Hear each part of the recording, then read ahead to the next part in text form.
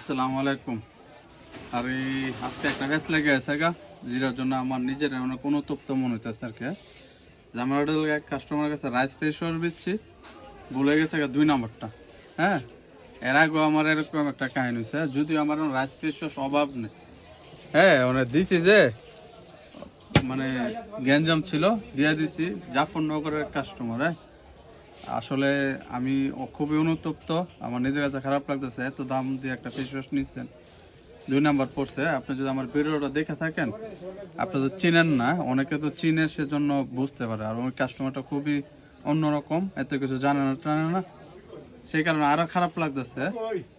ইচ্ছা করে আসলে আপনারা দেয় না ব্যাপারটা, আমি ইচ্ছা করে না যায়।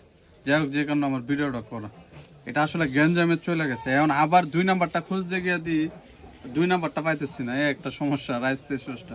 আপনারা 2 বোন আসছিলেন, একটা হচ্ছে আপনি লাস্ট 2000 টাকার প্রোডাক্ট নিয়েছিলেন, একটা রাইস ফেস ওয়াশ, আর একটা কি 1900 টাকা দিয়ে গেছিলেন, বলছিলেন যে 100 টাকা ভাড়া দিয়ে দেন।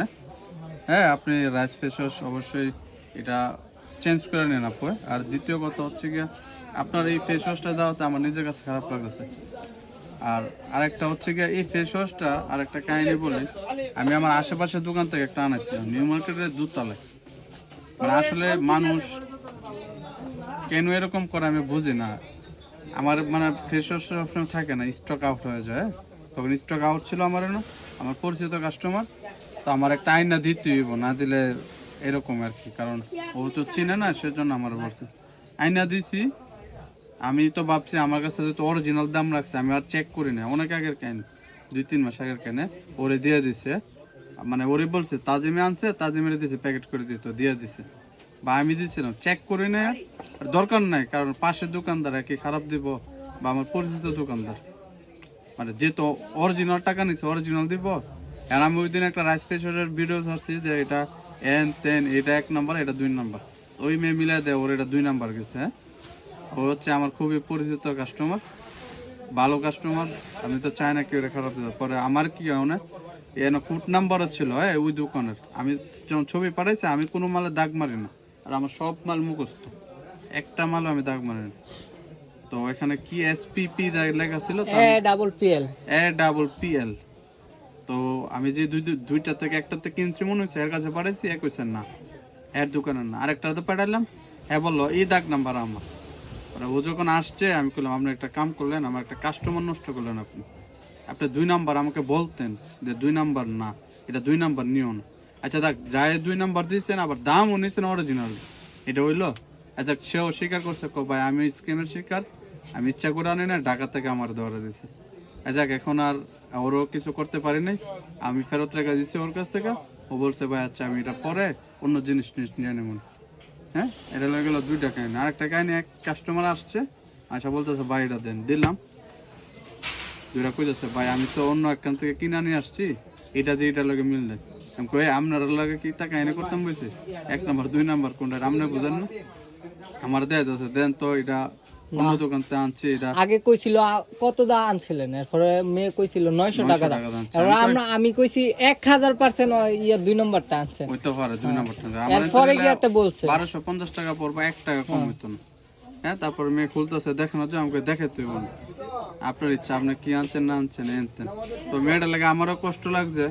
মেয়েটা আসলে খুবই সরল সুজা ওই 2 নাম্বার রাইন না আমার দিতে দিয়েছে, আমি কিছু করতে পারি না। আমি বলে দিছি যে অন্য দোকানের কোনো প্রোডাক্ট আমি বলতে পারতাম না 1 নাম্বার না 2 নাম্বার। আমার কাস্টমার হইলে ভিন্ন কথা, ঠিক না? আপনি এটা আপনার ব্যক্তিগত ব্যাপার, আপনি একটা দেবেন, আমি বলতে পারবো না। মেয়ে আমার দেখাচ্ছিল আর কি, আমি এটা 2 নাম্বার হলে বলতে পারতাম না, 1 নাম্বার হলে বলতে পারতাম না। তো মেয়েটা আবার এমনি চালাক, আগে আমার ফেস ওয়াশটা নামাইছে ডিসপ্লেতে, বা এটা দেন তো, দূরে মনে বুঝতে পারছে যে গাবলা আছে, পরে এগুলো বলতেছে। যাই হোক, আমি তো জানি মেয়ে আসলে 2 নাম্বারটা নিছে। আমার 2 নাম্বারও না, 6 নাম্বার। 2 নাম্বারটা এরকম ভারী থাকে, বোঝা যায় না। র‍্যাপিং মানে বাংলা একটা ফলিদা ইয়া কইরাতে দিয়ে দিছে। হ্যাঁ, এই আর কি। তবে আমরা চাই না কেউ 2 নাম্বার ব্যবসা, কাস্টমার ঠকা ব্যবসা করুক, কারণ সবাই তো ভালো প্রোডাক্ট আসে। আর 2 নাম্বার ইউজগুলো আর একটা বড় প্রবলেম হয় কি, স্কিন এফেক্ট করে, মানে স্কিন আরো নষ্ট করে ফেলে। ভালোর জায়গায় কয়েকদিন পর এরকম অবস্থা, স্কিন আরো নষ্ট হয় আর কি। কারণ যারা 2 নাম্বার প্রোডাক্ট ইয়া করে, তো কোনো রকম একটা প্রোডাক্ট ইয়া করে, এটা না আছে কোনো যাচাই, না আছে মেডিকেল টেস্ট। এগুলো কিন্তু মেডিকেল টেস্ট ছাড়া কিন্তু ইনপুটে হবে না। হ্যাঁ, এগুলো কিন্তু র্যাবে আগে পরীক্ষা নিরীক্ষা হয়। যাই হোক, এই হলো আজকের আপডেট। অনেক কথা, এত বড় ভিডিও আমি করি না সচরাচর, তো এই ভিডিও করার উদ্দেশ্যটা এতর কথা যে আপু আপনি একটু এটা চেঞ্জ করে নেন, আপনার এটার জন্য আমি অনুতপ্ত। আমি তাজিমের সাথে অনেকবার বলছি যে আমার নিজের কাছে খারাপ লাগতেছে ব্যাপারটা, না রে? হ্যাঁ, মানে এই আর কি, যে একটা কাস্টমারের 2 নাম্বার ভুলে গেল। আসলে আমার এরকম মিস্টেক হয় না, তারপর কত ব্যস্ত থাকে বোঝেনি তো, মাঝে মাঝে হয়ে যায় আর কি। হ্যাঁ, ঠিক আছে, ওকে, ভালো থাকবেন।